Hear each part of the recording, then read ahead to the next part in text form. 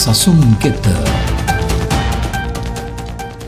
පළමුවෙනි රාජාවලිය 18 එලියා ආහාබ්ට කතා කරලා කියනවා හැරී ගොස් කාපන්න බීපන්න මක්නිසාත මහත් වර්ෂා ශබ්දයක් තිබේ කියලා. ඇත්ත වශයෙන්ම එලියා එහෙම කියනකොට වර්ෂාවක් එන්න හිතලවත් තිබුණේ නැහැ. එලියා ඒ ප්‍රකාශ කළේ ඔහු ඇදහිල්ලෙන් බලාපොරොත්තු වුණු දේ.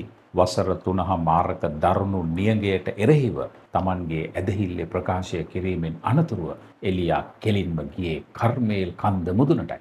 බයිබලයේ කියනවා එලියා කර්මේල් කන්ද මුදුනට නැගලා බිම වැටිලා දනිස් දෙක අතරේ මුහුණ තබාගෙන හිටියා කියලා. දැනගන්න ආසයි නම් දැනගන්න. ඒ තමයි එලියාගේ යාඥාවේ ඉරියව්ව. එදිනෙදා ජීවිතේ අපි කරන සෑම දෙයකටම ඉරියව්වක් තිබෙනවා.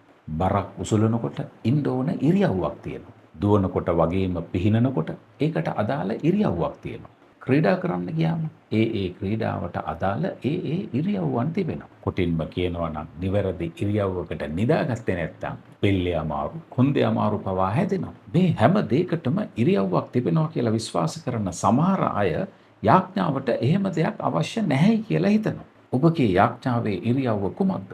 අනුගමනය කරන්න උදාහරණ අවශ්‍ය නම් එහෙන් මෙහෙන් අහුලගන්නේ නැතුව එලියා වගේ චරිතවලට එන්න. කෙනෙක් කිව්වා එලියාගේ දෙවියන් වහන්සේ ඒ සිංහාසනය පිට ඒ විදිහටම තවමත් ඉන්නවා.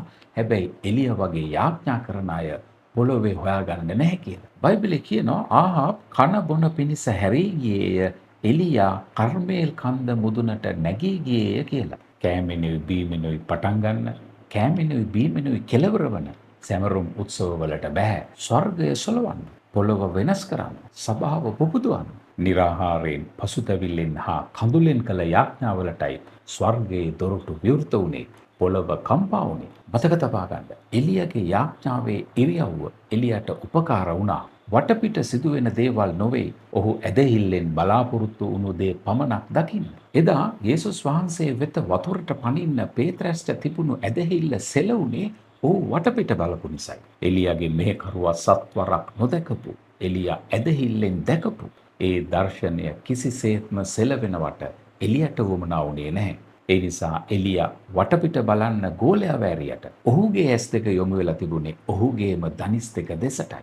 බොහෝ අයට විශ්වාසයක් තිබෙනවා.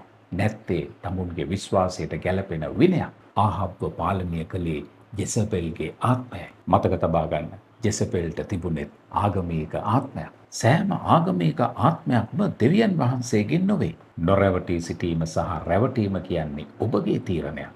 ජෙසබෙල්ගේ ආත්මය ක්‍රියා කරන කෑම බීම හා නැටුම් ගැයුම් ඇති ප්‍රිය සංഭാෂණ හා සැමරුම් උත්සවවලට ආහාබ්ල රැවටුණාට දෙවියන් වහන්සේ සොයන්නේ එලියා වැන්න උන් බව මතක තබා ගන්න.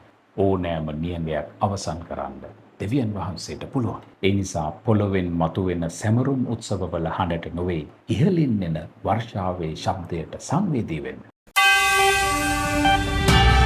Subscribe us for more details.